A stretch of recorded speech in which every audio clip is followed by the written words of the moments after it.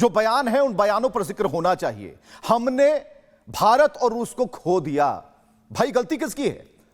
गलती किसकी है? और टैरिफ का जो एक बड़ा स्लेट दिखा रहे थे पूरे वर्ल्ड को आप, तो गलती तो आपको माननी होगी। पहली गलती तो आपको माननी होगी कि हम धमका रहे थे, हम चेतावनी दे रहे थे, हम बराबर धमका रहे थे, डरा रहे थे। यह बात तो बिल्कुल क्लियर है ना सर? देखिए बिल्कुल, और मुझे लगता है कि जो अमेरिकन डीप स्टेट है, और हालांकि जिस तरीके से बांग्लादेश में अभी परसों एक अमेरिकन स्पेशल फोर्सेस ऑफिसर की जो डेड बॉडी भी पाई गई है, बताया जा रहा है कि उसका भी हाथ था for toppling Hasina, Sheikh Hasina government in Bangladesh.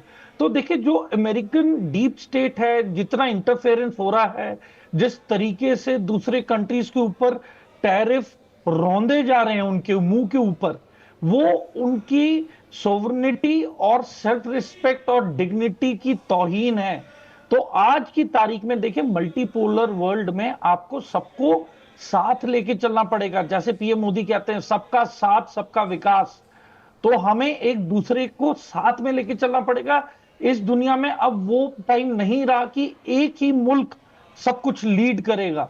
और ये मैसेज पूरा का पूरा चाइना ने 3 सितंबर को दर्शा दिया है वेस्टर्न कंट्रीज को लेके, और यूरोपियन यूनियन ने भी चिंता जताई है कि यदि लार्जेस्ट डेमोक्रेसी जो कि इंडिया है उसके साथ अगर अमेरिका ऐसे बर्ताव कर रहा है, तो बाकी डेमोक्रेसी जायज सी बात है कि इंडिया के साथ और इंडिया के पक्ष में रहेंगी, और ब्रिक्स और भी ज्यादा मजबूत होगा, डॉलर से दूरियां बढ़ेंगी। तो ये आने वाले दौर में अमेरिका के लिए बहुत ही मुश्किल समय है। और अब एक सवाल का जवाब चाहूंगी आपसे कि एससीओ समिट से प्रधानमंत्री को वापस आए 4 दिन का वक्त हो गया है। अब ये डोनाल्ड ट्रंप को याद आ रहा है कि चीन के हाथों रूस और भारत को खो दिया है, या फिर अब अपनी एक रणनीति के तहत या ये बताने की कोशिश कर रहे हैं कि हाँ उन पर फर्क पड़ रहा है, इस दोस्ती का एक संकेत है ये, या कुछ नया संदेश देने की कोशिश? देखिए नामिका, जिस तरीके से डोनाल्ड ट्रंप ने अमेरिकन प्रेस को बोला है कि अभी तो सिर्फ फेज 1 किया है उन्होंने टैरिफ्स लगाने का, कहते फेज 2 और फेज 3 भी अभी पेंडिंग है। तो देखिए ये धमकियां होती हैं, ये एक गुप्त धमकियां होती हैं जिसे अंग्रेजी में कहते हैं रीड बिटवीन द लाइंस। तो आप ऐसे मिस्टीरियस एनवायरनमेंट क्रिएट करेंगे तो देखिए भरोसा उतना ज्यादा टूटेगा, उतना ज्यादा शक बढ़ेगा इंडियन डिप्लोमेटिक कम्युनिटी में, मिनिस्ट्री ऑफ एक्सटर्नल अफेयर्स की पूरे डायस्पोरा में, और भी ज्यादा शक होगा कि पता नहीं ये इंसान अगला कौन सा सेकंड दौर या सेकंड फेज ऑफ सैंक्शंस लगाए या थर्ड फेज ऑफ सैंक्शंस क्या लगाए। बातें तो ये भी हो रही थी कि गूगल और यूट्यूब पे भी रिस्ट्रिक्शंस काफी हद तक लग सकती हैं, मुमकिन है। पर देखिए अगर ये सारे स्टेप्स अमेरिका लेने वाला है तो वो खुद को बाकी दुनिया से आइसोलेट कर रहा है, और यही चाहता है रशिया, चाइना यही चाहते हैं, और प्रेसिडेंट ट्रंप उन्हीं की गेम और उन्हीं के हाथों इस गेम के अंदर और भी डूबते जा रहे हैं। मुलाकात वहाँ के राष्ट्रपति शी जिनपिंग से हुई। मुलाकात के बाद हम लोगों ने एक प्रेस विज्ञप्ति जारी किया, और काफ़ी डिटेल में प्रेस विज्ञप्ति, उसमें हर मुद्दों पर बात रखी गई है। और जैसा कि उस प्रेस विज्ञप्ति में आप देखेंगे कि हम लोगों ने इस बात का, दोनों नेताओं ने इस बात का स्वागत किया है कि एक इस रिश्ते में एक पॉजिटिव मोमेंटम और स्टडी प्रोग्रेस बना हुआ है। तो मैं चाहूँगा कि आपका नज़र इस प्रेस विज्ञप्ति पे आप लाएं, ताकि और भी जो डिटेल में हम लोगों ने बातें रखी हैं उसको आप बेहतर समझ पाएंगे। Pranay,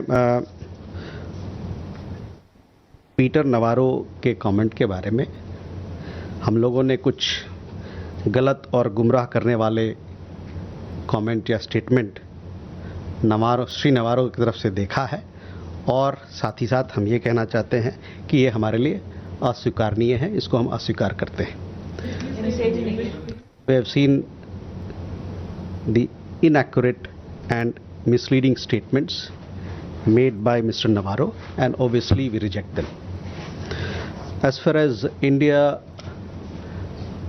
States relations are concerned, Pranay, ये हम लोगों ने पहले भी कहा है कि दोनों देशों के बीच में एक कॉम्प्रिहेंसिव ग्लोबल स्ट्रेटेजिक पार्टनरशिप है, और हम चाहते हैं कि इस पार्टनरशिप को जो मुद्दे तैयार किए गए हमारे बीच में, एक सब्सटेंटिव एजेंडा जिसको बनाया गया है, उस पर काम करके हम इसको आगे ले जाएं दोनों देशों के बीच में।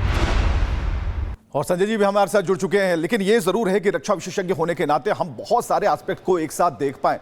एक सवाल तो बिल्कुल जेन्युइन यहां पर है कि जो धमकियां हैं उस बात को समरपाल तूल जी भी साफ तौर पर कहा, लेकिन सवाल है कि ये बातें क्या फेल्यूर डिप्लोमेटिक रीजन के तौर पर इशारा कर रही हैं?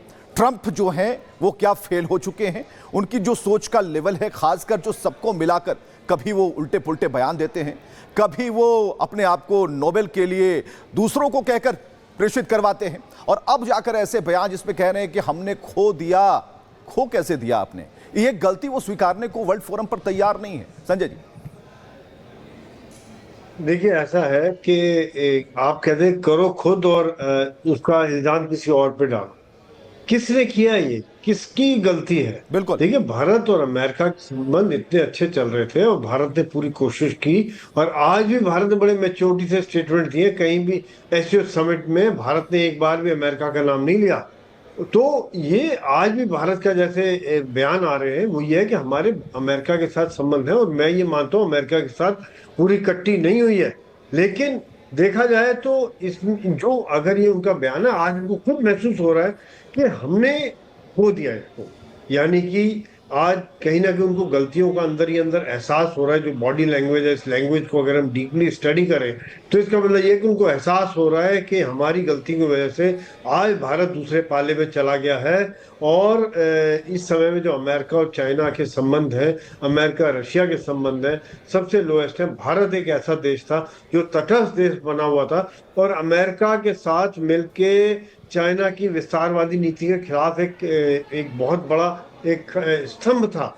चाहे वो क्वाड की स्थिति हो, जहाँ पे भारत, अमेरिका, जापान, ऑस्ट्रेलिया थे, जिधर हम लोग बात कर रहे थे कि साउथ चाइना सी में फ्रीडम ऑफ नेविगेशन हो, यानी कोई भी अपना शिप चला सकता है, किसी की वहाँ पर दादागिरी नहीं चलेगी।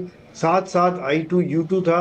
भारत के अमेरिका के साथ अनेकों आर्म्स डील थी। अमेरिका के साथ हमारी संबंधियां थी, जहाँ पे लॉजिस्टिक हो, इंटेलिजेंस शेयर हो, कई संबंधी भारत के साथ है, और व्यापार तो है ही है। अब ये एक टैरिफ के चक्कर में, जो कि एक शॉर्ट टर्म गेन के चक्कर में लॉन्ग टर्म उन्होंने अपना दोस्त गंवाया है, उनकी तरफ से गंवाया है। भारत की तरफ से अभी भी नहीं गंवाया। ऐसा नहीं लगता है कि ऐसे बयानों से अमेरिका की ओर से भारतीय सेंटिमेंट्स को भड़काने की, उकसाने की कोशिश की जा रही है? फिर चाहे वो ट्रंप का ये बयान हो कि चीन के हाथों हमने भारत को खो दिया है, या फिर प्रेसिडेंट पीटर नवारो ने जो ब्राह्मणों को लेकर बयान दिया कि भारत में ब्राह्मणों के फेवर के लिए या ब्राह्मणों को फायदा पहुंचाने के लिए रूस से तेल खरीदा जा रहा है। ये सेंटिमेंट्स को भड़काने की कोशिश है कहीं ना कहीं? नहीं, ये देखिए, ऐसा है कि ये बिल्कुल सेंटिमेंट्स को भड़काने वाले, पर क्यों सेंटिमेंट को क्यों भड़का रहे हैं? असल में सेंटिमेंट भड़काने से नुकसान होगा उनका। तो यहाँ कहीं ना कहीं शायद उनको ये लगा था कि भारत को धमकाएंगे कि हम तुम्हारा टैरिफ बढ़ा रहे, और भारत डर जाएगा, भारत मान जाएगा, और भारत जो है रशिया से इंपोर्ट करना बंद कर देगा, और अमेरिका का तेल बिकना शुरू हो जाएगा। यूरोप में जो तेल रशिया का भारत के थ्रू जाता था, वो अमेरिका के थ्रू जाना शुरू हो जाएगा रशिया का ही तेल। तो ये सब बातें उन्होंने सोचा, लेकिन भारत ने अपना स्टैंड रखा। आज वो बदला हुआ भारत है। वो भारत नहीं है कि पहले हाथ जोड़ के खड़े हो गए कि आप क्या कह रहे हो जी, बिल्कुल सही है, आप जो कह रहे हो मानते हैं, हम कम कर देंगे, ये कर देंगे,